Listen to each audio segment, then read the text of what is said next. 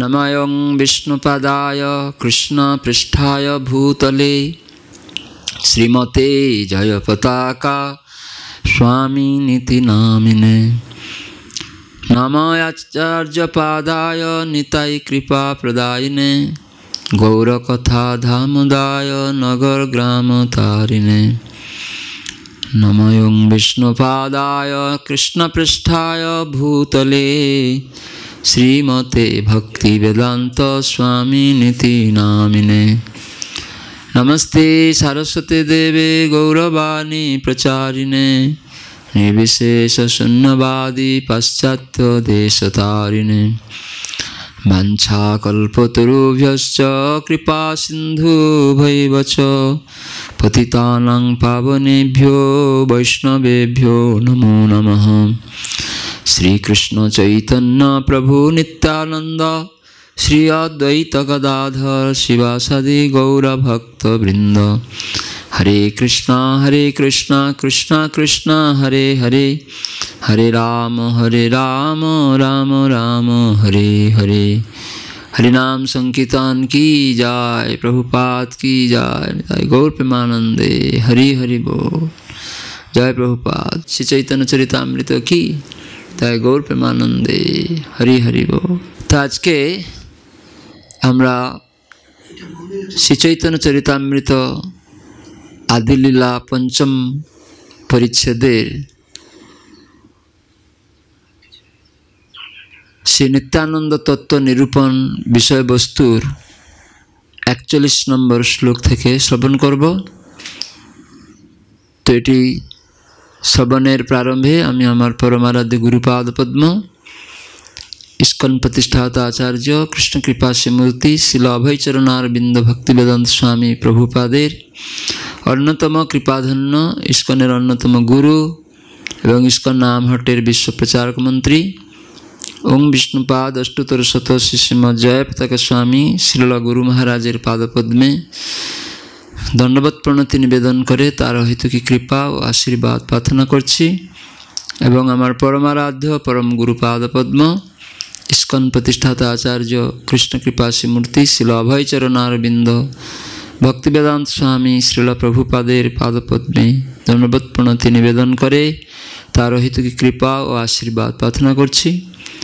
উপস্থিত সমস্ত সজ্জন ভক্তমণ্ডলী আপনাদের পাদপদ্মে প্রণাম নিবেদন করে আপনাদের অহেতুকী আশীর্বাদ প্রার্থনা করছি। বিশেষ করে শ্রীল কৃষ্ণদাস কবিরাজ গোস্বামী শ্রী চৈতন্য চরিতামৃতের রচয়িতা তার শ্রী পাদপদ্মে দণ্ডবত প্রণতি নিবেদন করে তার অহেতুকী কৃপা ও আশীর্বাদ প্রার্থনা করছি, যাতে আমরা এই শ্রী চৈতন্য চরিতামৃত গ্রন্থ অধ্যয়ন কার্যক্রমে আমরা ব্রতী হয়ে উপলব্ধি করতে পারি মহাপ্রভু সম্বন্ধে, তার লীলা আমরা যাতে বিচার করে নিজের জীবনে পালন করে মনুষ্য জীবনকে সার্থক করতে পারি। হরে কৃষ্ণ, সেই আশীর্বাদ আমরা প্রার্থনা করছি। 41 নম্বর শ্লোক। বাসুদেব সংকর্ষণ প্রদ্যুম্নানিরুদ্ধ দ্বিতীয় চতুর্বিহ এই তুরীয় বিশুদ্ধ। বাসুদেব, সংকর্ষণ, প্রদ্যুম্ন ও অনিরুদ্ধ হচ্ছেন দ্বিতীয় চতুর্বিহ। তারা পূর্ণরূপে বিশুদ্ধ ও চিন্ময়। তাৎপর্য।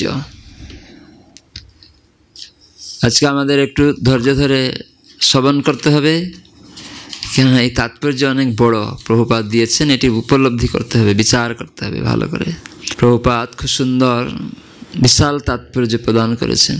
বেদান্ত সূত্রের দ্বিতীয় খণ্ডের দ্বিতীয় পরিচ্ছেদের ২৪তম সূত্রের উৎপত্তি সম্ভবাত ভাষ্যে শ্রীপাদ শঙ্করাচার্য চতুর্বিহ সম্বন্ধে যে ভ্রমপূর্ণ বিচার উপস্থাপন করেছেন, শ্রীল কৃষ্ণদাস কবিরাজ গোস্বামী শ্রী চৈতন্য চরিতামৃতের 41 থেকে 47 শ্লোকে শ্রীপাদ শঙ্করাচার্যের সেই মতবাদ খণ্ডন করেছেন। পরম তত্ত্ব পরমেশ্বর ভগবান কোনো জড় বস্তু নন, ইন্দ্রিয়লব্ধ জ্ঞানের মাধ্যমে তাকে জানা যাবে। নারদ পঞ্চরাত্রে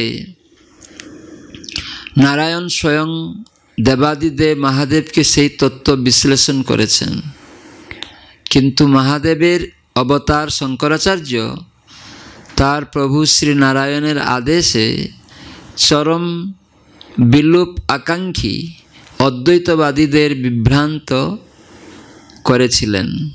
প্রতিটি বদ্ধজীবেরই চারটি ত্রুটি রয়েছে। তার একটি হচ্ছে বিপ্রলিপ্সা বা প্রতারণা করার প্রবণতা। শঙ্করাচার্য সেই প্রতারণা করার প্রবণতাকে চরম সীমায় নিয়ে গিয়ে মায়াবাদীদের বিভ্রান্ত করেছেন। প্রকৃতপক্ষে বৈদিক শাস্ত্রে বর্ণিত চতুর্বিহের রূপ বদ্ধজীবের কল্পনার দ্বারা বোধগম্য নয়। বেদে যেভাবে বর্ণনা করা হয়েছে ঠিক সেভাবেই চতুর্বিহকে গ্রহণ করা উচিত। বেদের প্রামাণিকতা এমনই যে সীমিত ইন্দ্রিয়ানুভূতি দিয়ে বোঝা না গেলেও বৈদিক নির্দেশ সত্য বলে মেনে নিতে হয়। নিজেদের ভ্রান্ত ধারণা অনুযায়ী কখনো বেদের বাণী বিশ্লেষণ করা উচিত নয়। কিন্তু শঙ্করাচার্য তার শারীরিক ভাষ্যে অদ্বৈতবাদীদের আরও বেশি করে বিভ্রান্ত করেছেন। চতুর্বিহের অস্তিত্ব চিন্ময়, বাসুদেব সত্ত্বে অর্থাৎ শুদ্ধ সত্যে বা নির্গুণ সত্যে কেবল তা উপলব্ধি করা যায়। সেটি সম্পূর্ণরূপে বাসুদেব উপলব্ধিতে মগ্ন থাকার স্তর। ভগবানের ষড়ৈশ্বর্যপূর্ণ চতুর্বিহ রূপ হচ্ছেন অন্তরঙ্গা শক্তির ভুক্তা। পরমেশ্বর ভগবানকে দরিদ্র এবং নিশক্তিক বলে মনে করা মূঢ়দের ধর্ম। এই মূঢ়তা বদ্ধজীবের বৃত্তি এবং তার বিভ্রান্তি বর্ধন করে। যে মানুষ চিৎজগৎ ও জড়জগতের পার্থক্য বুঝতে পারে না, চতুর্বিহের চিন্ময় স্থিতি সম্বন্ধে বিচার করা অথবা জানার কোনো যোগ্যতাই তার নেই। বেদান্ত সূত্রের দ্বিতীয় খণ্ডের দ্বিতীয় পরিচ্ছেদে দ্বিচত্বরিংশিত থেকে পঞ্চত্বরিংশিতি শ্লোকের ভাষ্যে শ্রীপাদ শঙ্করাচার্য জগতে চতুর্বিহের অস্তিত্ব অগ্রাহ্য করার ব্যর্থ প্রয়াস করেছেন। শঙ্করাচার্য বলেছেন সূত্র 42-এ, ভক্তরা মনে করেন যে পরমেশ্বর ভগবান বাসুদেব বা শ্রীকৃষ্ণ এক। তিনি জড়গুণ থেকে মুক্ত এবং তার চিন্ময় বিগ্রহ সচিদানন্দময়। তিনি হচ্ছেন ভক্তদের পরম লক্ষ্য। ভক্তরা বিশ্বাস করেন যে বাসুদেব, শঙ্কর্ষণ, প্রদ্যুম্ন, অনিরুদ্ধ এই চারটি নিত্য চিন্ময় রূপে ভগবান নিজেকে বিস্তার করেন। প্রথম প্রকাশ বাসুদেব থেকে যথাক্রমে শঙ্কর্ষণ, প্রদ্যুম্ন ও অনিরুদ্ধ প্রকাশিত হয়। বাসুদেবের আর এক নাম পরমাত্মা, শঙ্কর্ষণের আর এক নাম জীব, প্রদ্যুম্নের আর এক নাম মন এবং অনিরুদ্ধের আর এক নাম অহংকার। এই চতুর্বিহের মধ্যে বাসুদেবকে জড়া প্রকৃতির মূল কারণ বলে বিবেচনা করা হয়। যেহেতু শঙ্কর্ষণ প্রভৃতি বাসুদেব বিহ থেকে সমুৎপন্ন হয়েছেন, তাই শ্রীপাদ শঙ্করাচার্য বলেছেন যে শঙ্কর্ষণ, প্রদ্যুম্ন, অনিরুদ্ধ সেই মূল কারণ থেকে সৃষ্ট হয়েছেন।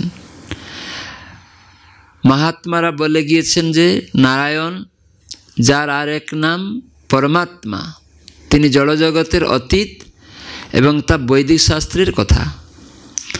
মায়াবাদীরাও স্বীকার করেন যে নারায়ণ বিভিন্ন রূপে নিজেকে প্রকাশ করতে পারেন। শঙ্করাচার্য বলেছেন যে ভক্তদের সেই ধারণা নিয়ে তিনি তর্ক করতে চান না। তবে যে বাসুদেব থেকে শঙ্কর্ষণের উৎপত্তি হয়েছে সংকর্ষণ থেকে প্রদ্যুম্নের উৎপত্তি হয়েছে এবং প্রদ্যুম্ন থেকে অনিরুদ্ধের উৎপত্তি হয়েছে, সেই সম্বন্ধে তাকে প্রতিবাদ করতেই হবে। কারণ সংকর্ষণ যদি বাসুদেবের দেহ থেকে সৃষ্ট জীবসমূহের প্রকাশ হন, তাহলে জীবসমূহের অনিত্যত্ব আদি দোষ অপরিহার্য হবে। নিয়মিত আরাধনা, বৈদিক শাস্ত্র অধ্যয়ন, যোগ অনুশীলন ও পুণ্যকর্ম সাধন আদির মাধ্যমে ভক্ত জড়কলুষ থেকে মুক্ত হয় বলে মনে করা হয়। কিন্তু জীব যদি কোনো বিশেষ অবস্থায় জড়া প্রকৃতি থেকে সৃষ্ট হয়ে থাকে, তাহলে তারা অনিত্য এবং তাদের পক্ষে মুক্ত হয়ে পরমেশ্বর ভগবানের সঙ্গে সঙ্গ করার কোনো সম্ভাবনা নেই। কারণের বিনাশে কার্যের বিনাশ অবসম্ভাবী। বেদান্ত সূত্রের 2য় খণ্ডের 2য় অধ্যায়ে না আত্মা শ্রুতের নিত্যত্বাচ্চ তাভ্য 2য় অধ্যায়ে সূত্রের দ্বারা প্রতিপন্ন করেছেন যে জীবের কখনো মৃত্যু হয় না। যেহেতু জীবের সৃষ্টি নেই, তাই সে অবশ্যই নিত্য।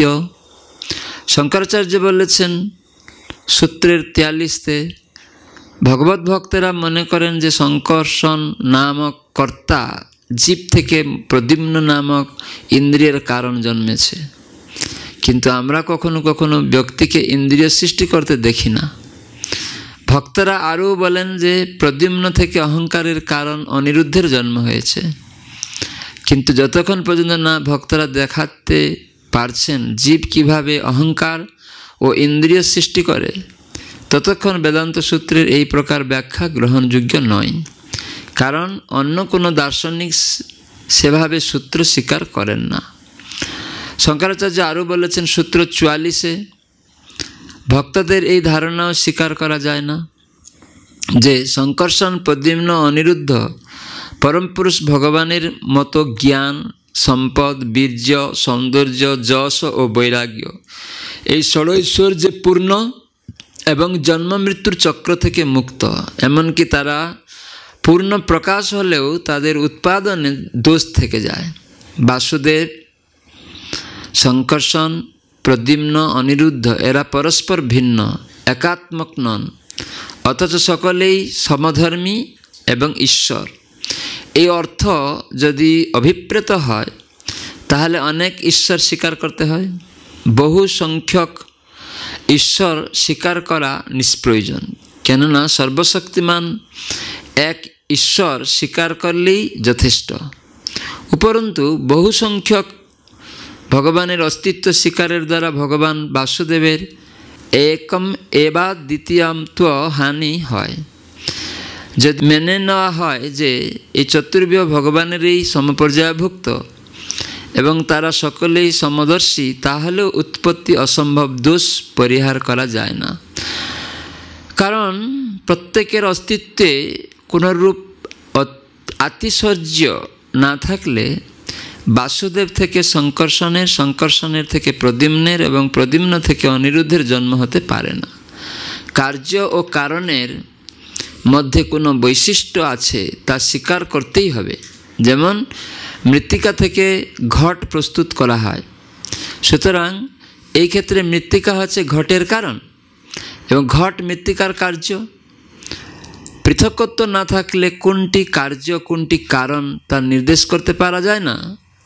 আর তাছাড়া পঞ্চরাত্র সিদ্ধান্তের অনুগামীরা বাসুদেব, সংকর্ষণ, প্রদ্যুম্ন, অনিরুদ্ধের মধ্যে জ্ঞান ও গুণের কোনো তারতম্য রয়েছে বলে স্বীকার করেন না। ভক্তেরা পক্ষান্তরে বিহ চতুষ্টয়কে সবিশেষ বাসুদেব বলে মনে করেন। ভগবানের বিহ কি চতুসংখ্যায় পর্যাপ্ত? অবশ্যই তা নয়। ব্রহ্মা থেকে শুরু করে একটি ক্ষুদ্র পিপীলিকা পর্যন্ত সমগ্র জগৎ ভগবানের বিহ। এই তত্ত্ব শ্রুতি স্মৃতি উভয় শাস্ত্রে প্রমাণিত হয়েছে। শঙ্করাচার্য আরও বলেন 45 সূত্রে, পঞ্চরাত্র আদি শাস্ত্র অনুসরণকারী ভক্তরা বলেন যে ভগবানের গুণ এবং গুণী রূপে স্বয়ং ভগবান অভিন্ন। কিন্তু ভাগবতবাদীরা কিভাবে বলেন যে জ্ঞান ঐশ্বর্য, বল, যশ, সৌন্দর্য এবং বৈরাগ্য, এই 6টি গুণ ভগবান বাসুদেব থেকে অভিন্ন, সেটি কখনো সম্ভব নয়। বাসুদেব, শঙ্কর্ষণ, প্রদ্যুম্ন, অনিরুদ্ধ এই চতুর্বিহ প্রসঙ্গে ভগবত ভক্তদের মতবাদের বিরুদ্ধে শঙ্করাচার্য যে অভিযোগ করেছেন, শ্রীল রূপ গোস্বামী লঘু ভাগবতামৃত গ্রন্থে পূর্ব খণ্ডে পঞ্চমে 165 থেকে 193 শ্লোকে তা খণ্ডন করেছেন। তিনি বলেছেন যে নারায়ণের এই 4টি প্রকাশ পরব্রহ্মে মহাবস্থ নামে প্রসিদ্ধ। তাদের মধ্যে বাসুদেব ধ্যানের দ্বারা হৃদয়ে উপাসিত হন, কেননা তিনি হচ্ছেন হৃদয়ের উপাস্য দেব। শ্রীমদ্ ভাগবত 4th স্কন্ধে 3য় অধ্যায় 23 শ্লোকে সেই কথা বর্ণিত হয়েছে। দ্বিতীয় বিহ শঙ্কর্ষণ বাসুদেবের স্বাংশ বা বিলাস প্রকাশ এবং সমস্ত জীবের উৎস বলে কখনো কখনো তাকে জীব বলা হয়। শঙ্কর্ষণের অঙ্গকান্তি অসংখ্য পূর্ণচন্দ্রের শুভ্র কিরণের থেকেও মধুর। তিনি অহংকার তত্ত্বরূপে পূজিত হন। তিনি অনন্ত দেবে তার ধারণা শক্তি আরোপ করেছেন এবং তিনি রুদ্র, অধর্ম, অহি মানে সর্প, মস্তক বা মৃত্যুর অধিষ্ঠাতা যমরাজ এবং অসুরদের অন্তর্যামী রূপে জগতের সংহার কার্য সম্পাদন করেন। তৃতীয় প্রকাশ প্রদ্যুম্ন শঙ্কর্ষণ থেকে প্রকাশিত হন। বুদ্ধিমানেরা বুদ্ধিতত্ত্বরূপে প্রদ্যুম্নের উপাসনা করেন। লক্ষ্মী দেবী ইলাবৃত বর্ষে তার মহিমা কীর্তন করতে করতে পরম ভক্তি সহকারে তাঁর পরিচর্যা করেন। তার অঙ্গকান্তি কখনো সুবর্ণের মতো এবং কখনো নবীন নীল জলধরের মতো। তিনি বিশ্বসৃষ্টির নিদান এবং কন্দর্পের মধ্যে তিনি সৃষ্টিশক্তি নিহিত করেছেন। তাঁর ওই নির্দেশ অনুসারে প্রজাপতি, দেবতা, মানুষ আদি সমস্ত প্রাণী সৃষ্টিকার্য সম্পাদন করেন। চতুর্বিহের 4th প্রকাশ অনিরুদ্ধ মনীষীদের দ্বারা মনস্তত্ত্বে উপাসিত হন। তার অঙ্গকান্তি মেঘের মতো। তিনি সৃষ্টি রক্ষা করেন। তিনি ধর্ম, মনু ও দেবতাদের অন্তর্যামী রূপে জগতের পালন করেন। বৈদিক শাস্ত্র মুখ্য ধর্মে প্রদ্যুম্নকে মনের অধিদেবতা এবং অনিরুদ্ধকে অহংকারের অধিদেবতা বলে নির্দেশ দেওয়া হয়েছে, কিন্তু চতুর্বিহ সম্বন্ধে পূর্বোক্ত বর্ণনা অথবা প্রদ্যুম্ন যে বুদ্ধির এবং অনিরুদ্ধ যে মনের অধিদেবতা তা পঞ্চরাত্র তন্ত্রে সর্বতভাবে প্রতিপন্ন হয়েছে।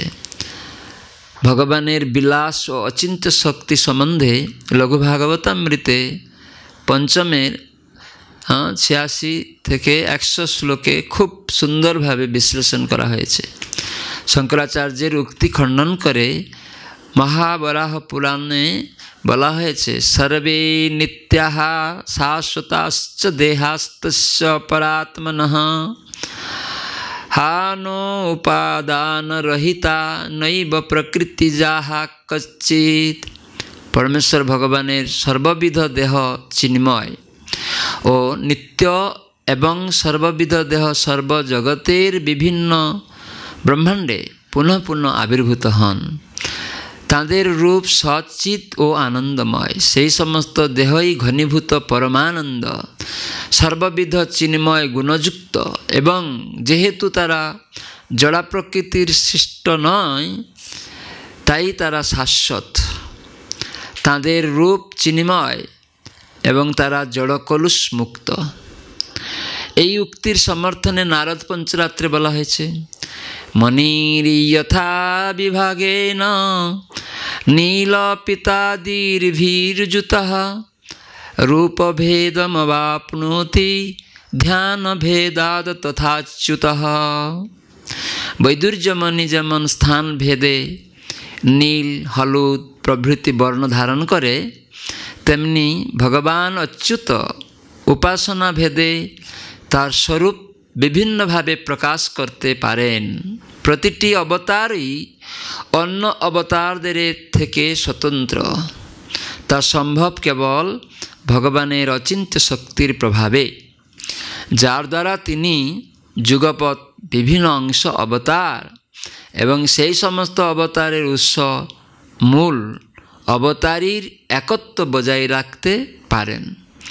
তার অচিন্ত্য শক্তির প্রভাবে তার পক্ষে কিছুই অসম্ভব নয়। শ্রীকৃষ্ণ এক এবং অদ্বিতীয়, কিন্তু বিভিন্ন রূপে তিনি নিজেকে প্রকাশ করেন। সেই সম্বন্ধে শ্রীমদ্ ভাগবতে দশম স্কন্ধে নারদ মুনি বলেছেন, চিত্রং বতৈতদেকেন বপুষা যুগপত পৃথক গৃহেষু দ্যাষ্ট সাহস্রম স্ত্রিয় এক উদাবহত। এটি অত্যন্ত আশ্চর্যের বিষয় যে একই শ্রীকৃষ্ণ একই সময় পৃথক পৃথকভাবে 16 সহস্র প্রাসাদে 16 সহস্র রমণীর পানি গ্রহণ করার জন্য নিজেকে 16 সহস্র রূপে প্রকাশ করেছেন। এটি ভাগবতের দশম স্কন্ধের 69 অধ্যায়ের 2 নম্বর শ্লোক। পদ্মপুরাণেও বিশ্লেষণ করে বলা হয়েছে, সদেব বহুধা ভূত্বা নির্গুণঃ পুরুষোত্তমঃ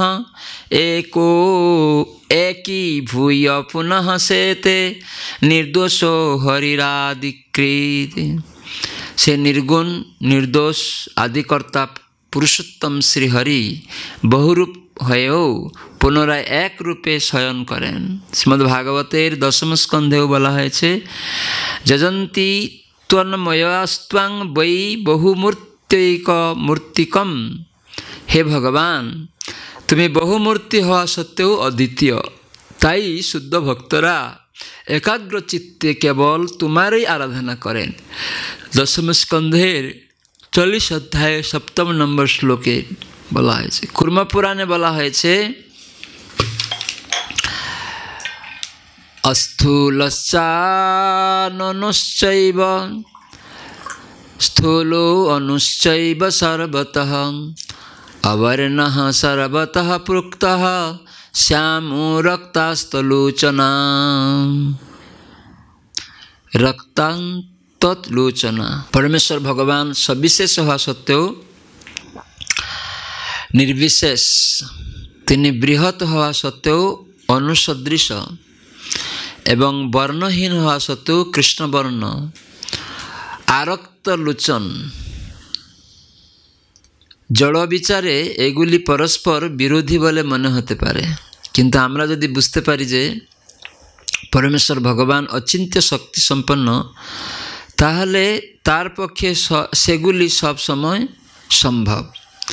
আমাদের বর্তমান অবস্থায় আমরা চিজগতের কার্যকলাপ বুঝতে পারি না, কিন্তু জড় দৃষ্টিভঙ্গির পরিপ্রেক্ষিতে সেগুলি অসম্ভব হলেও এই সমস্ত পরস্পর বিরোধী গুণের ধারণাগুলি অবজ্ঞা করা উচিত নয়। আপাত দৃষ্টিতে অসম্ভব বলে মনে হলেও পরমেশ্বর ভগবানের প্রকৃত সমস্ত পরস্পর বিরোধী গুণের সামঞ্জস্য সম্ভব। শ্রীমদ্ ভাগবতের 6ষ্ঠ স্কন্ধে 9ম অধ্যায় 34 থেকে 37 শ্লোকে এই প্রসঙ্গে বর্ণনা করা হয়েছে। হে ভগবান, তোমার অপ্রাকৃত লীলাবিলাস বা ক্রীড়া দুর্বুদ্ধ রূপে প্রকাশ পায়, কেননা সাধারণ কার্য কারণ ভাব তোমার মধ্যে দেখা যায় না। কোনো রকম দৈহিক ক্রিয়া না করেই তুমি সব কিছু করতে পারো। বেদের নির্দেশ দেওয়া হয়েছে যে পরম সত্যের অচিন্ত্য শক্তি রয়েছে এবং তাকে ব্যক্তিগতভাবে কোনো কিছুই করতে হয় না। হে ভগবান, তুমি সর্বতভাবে জড় গুণরহিত। কারো সাহায্য ব্যতীতই তুমি সমস্ত জড়জগৎ সৃষ্টি করতে পারো, পালন করতে পারো এবং তা বিনাশ করতে পারো, অথচ এই সমস্ত কার্যকলাপে তোমার কোনো পরিবর্তন হয় না। জড়জগতের দেবতা ও অসুরেরা যেমন তাদের কার্যকলাপের ফল ভোগ করে, তোমাকে তেমন তোমার কার্যকলাপের ফল ভোগ করতে হয় না।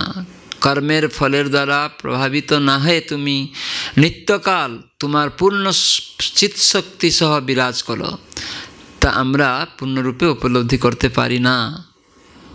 যেহেতু তুমি অন্তহীন ষড়ৈশ্বর্যপূর্ণ, তাই পূর্ণরূপে উপলব্ধি করতে পারি না।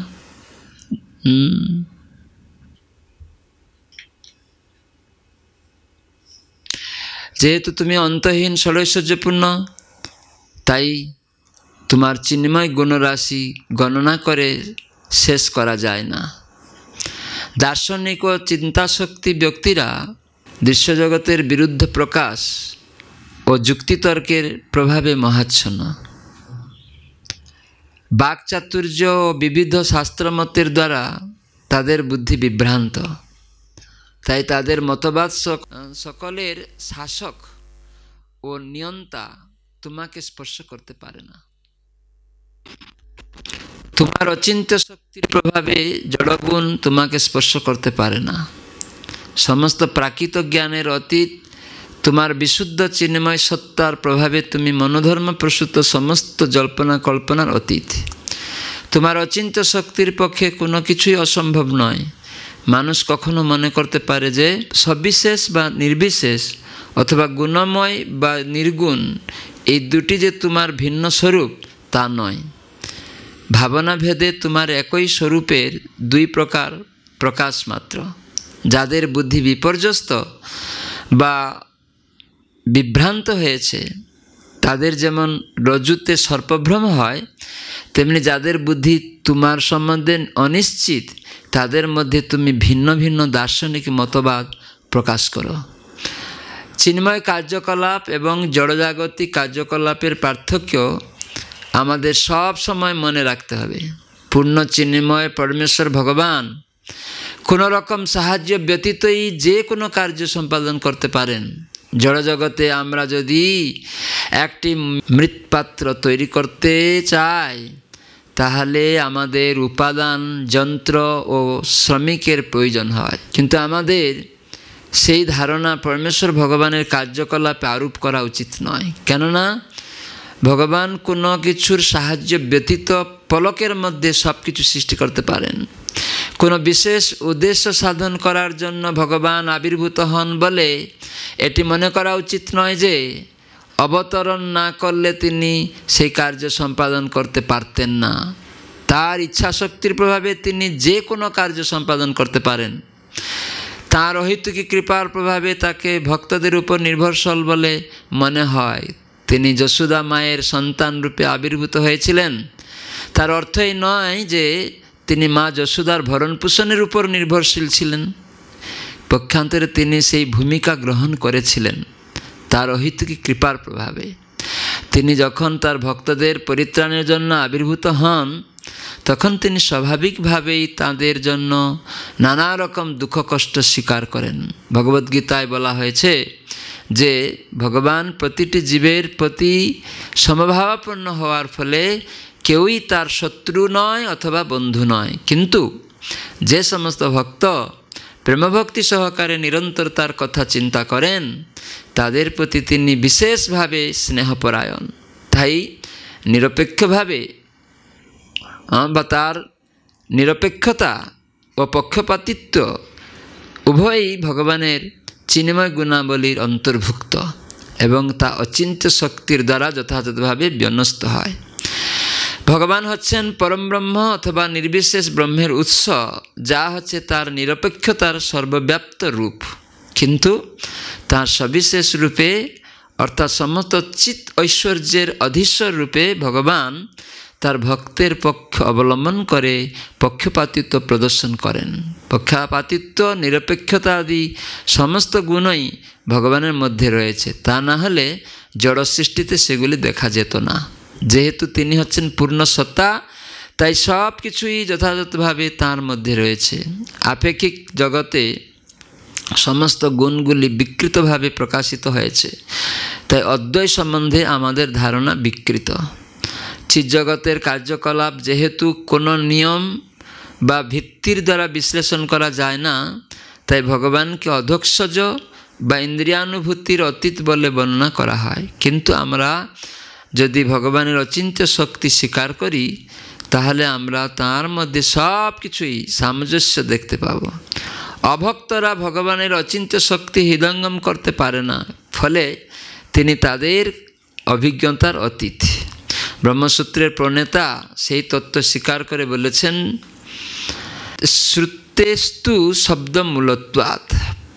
পরমেশ্বর ভগবান সাধারণ মানুষের গোচরীভূত নন, বৈদিক নির্দেশের মাধ্যমেই কেবল তাকে জানা যায়। স্কন্দ পুরাণে প্রতিপন্ন হয়েছে অচিন্ত্যা খলু যে ভাবা ন তাং স্তকের ন যোজয়েত।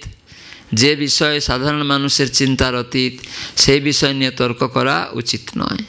এই জড়জগতেও অনেক রত্ন ঔষধ আদিতে নানা রকম অদ্ভুত গুণ দর্শন করা যায় এবং তাদের সেই সমস্ত গুণ প্রায় অচিন্ত্য বলে মনে হয়। সুতরাং আমরা যদি পরমেশ্বর ভগবানের অচিন্ত্য শক্তিকে স্বীকার না করি, তাহলে আমরা তার পরমেশ্বরত্ব হৃদয়ঙ্গম করতে পারবো না। এই অচিন্ত্য শক্তির প্রভাবে ভগবানের মাহাত্ম্য দুর্বোধ্য। অজ্ঞানতা বাকচাতুর্য মানব সমাজের অত্যন্ত সুলভ, কিন্তু পরমেশ্বর ভগবানের অচিন্ত্য শক্তি এই দুই সুলভ বস্তুর দ্বারা হৃদয়ঙ্গম করা যায় না। আমরা যদি এই অজ্ঞানতা ও বাকচাতুর্য স্বীকার করে নিই, তাহলে আমরা ভগবানের ষড়ৈশ্বর্যপূর্ণতার মহিমা উপলব্ধি করতে পারবো না। যেমন ভগবানের একটি ঐশ্বর্য হচ্ছে পূর্ণ জ্ঞান, তাই তার অজ্ঞানতা কিভাবে সম্ভব? বৈদিক শাস্ত্র নির্দেশ ও যুক্তির মাধ্যমে জানা যায় যে ভগবান সমস্ত সৃষ্টির পালনকর্তা, আবার সেই সঙ্গে তিনি সমগ্র সৃষ্টি সম্পর্কে সম্পূর্ণ উদাসীন। এই গুণ দুটি বিরুদ্ধ নয়, কেননা তা অচিন্ত্য শক্তির প্রভাবেই সম্ভব। যে মানুষ সর্বদাই সর্পের চিন্তায় মগ্ন, তার রজুতে সর্পভ্রম হয়, তেমনি যে মানুষ জড়গুণের দ্বারা বিভ্রান্ত ভাবেই সম্ভব। যে মানুষ সর্বদাই সর্পের চিন্তায় মগ্ন, তার রজুতে সর্পভ্রম হয়, তেমনি যে মানুষ জড়গুণের দ্বারা বিভ্রান্ত ভাবেই সম্ভব। যে মানুষ সর্বদাই সর্পের চিন্তায় মগ্ন, তার রজুতে সর্পভ্রম হয়, তেমনি যে মানুষ জড়গুণের দ্বারা বিভ্রান্ত ভাবেই সম্ভব। যে মানুষ সর্বদাই সর্পের চিন্তায় মগ্ন, তার রজুতে সর্পভ্রম হয়, তেমনি যে মানুষ জড়গুণের দ্বারা বিভ্রান্ত ভাবেই সম্ভব। যে মানুষ সর্বদাই সর্পের চিন্তায় মগ্ন, তার রজুতে সর্পভ্রম হয়, তেমনি যে মানুষ জড়গুণের দ্বারা বিভ্রান্ত ভাবেই সর্বদাই সর্পের চিন্তায় মগ্ন, তার রজুতে সর্পভ্রম হয়, তেমনি যে মানুষ জড়গুণের দ্বারা বিভ্রান্ত ভাবেই সম্ভব। যে মানুষ সর্বদাই সর্পের চিন্তায় মগ্ন, তার রজুতে সর্পভ্রম হয়, তেমনি যে মানুষ জড়গুণের দ্বারা বিভ্রান্ত ভাবেই সম্ভব। যে মানুষ সর্বদাই সর্পের চিন্তায় মগ্ন, তার রজুতে সর্পভ্রম হয়, তেমনি যে মানুষ জড়গুণের দ্বারা বিভ্রান্ত ভাবেই সম্ভব।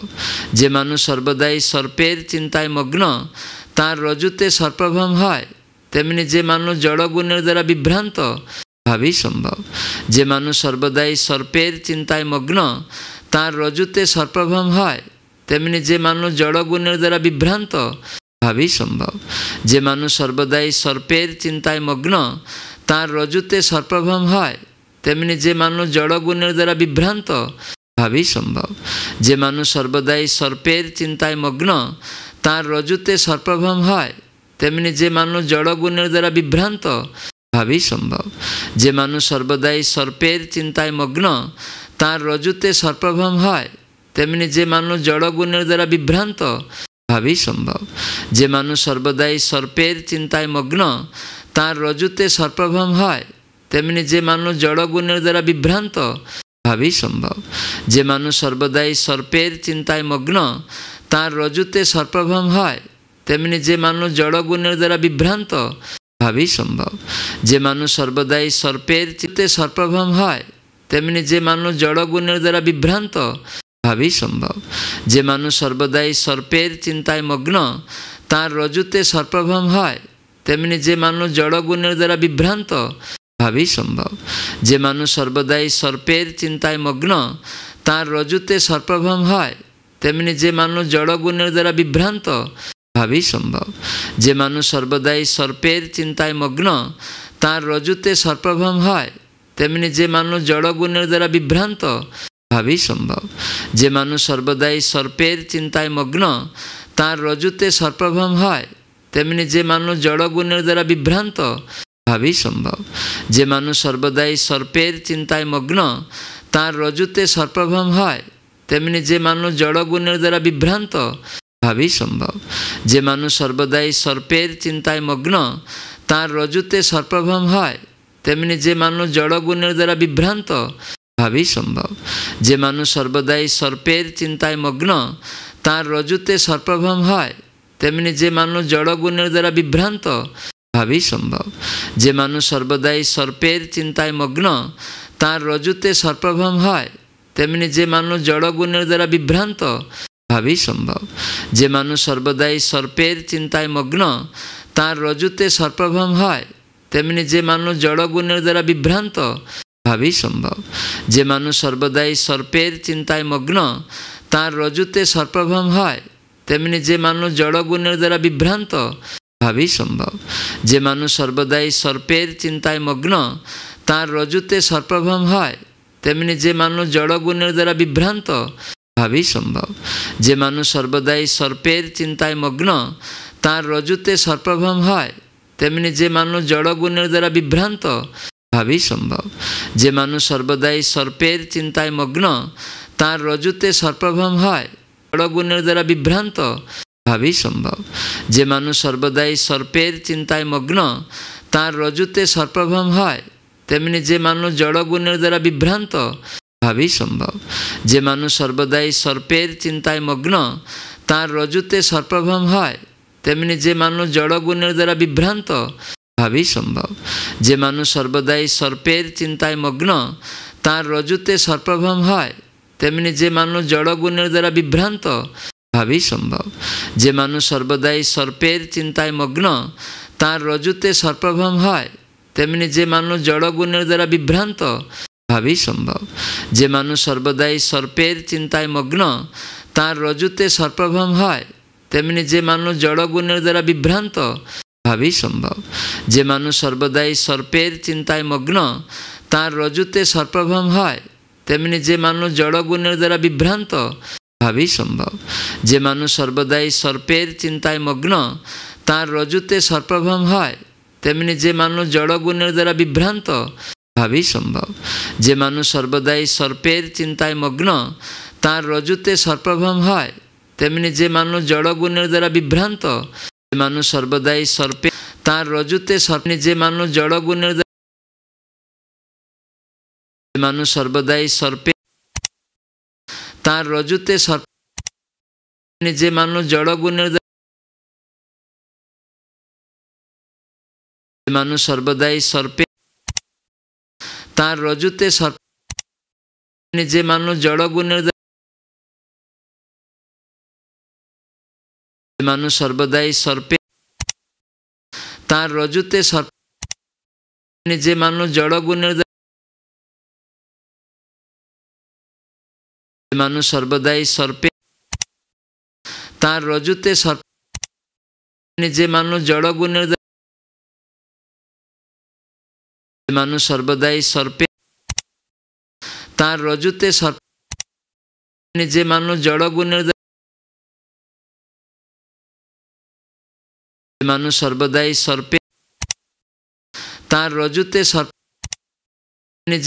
জড়গুণের দ্বারা মানুষ সর্বদাই সর্পে তার রজুতে সর্পে যে মানুষ জড়গুণের দ্বারা মানুষ সর্বদাই সর্পে তার রজুতে সর্পে যে মানুষ জড়গুণের দ্বারা মানুষ সর্বদাই সর্পে তার রজুতে সর্পে যে মানুষ জড়গুণের দ্বারা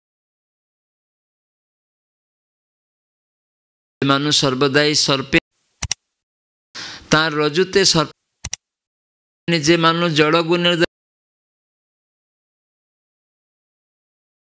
মানুষ সর্বদাই সর্পে তার রজুতে সর্পে যে মানুষ জড়গুণের দ্বারা মানুষ সর্বদাই সর্পে তার রজুতে সর্পে যে মানুষ জড়গুণের দ্বারা মানুষ সর্বদাই সর্পে তার রজুতে সর্পে যে মানুষ জড়গুণের দ্বারা মানুষ সর্বদাই সর্পে তার রজুতে সর্পে যে মানুষ জড়গুণের দ্বারা মানুষ সর্বদাই সর্পে তার রজুতে সর্পে যে মানুষ জড়গুণের দ্বারা সর্বদাই সর্পে তার রজুতে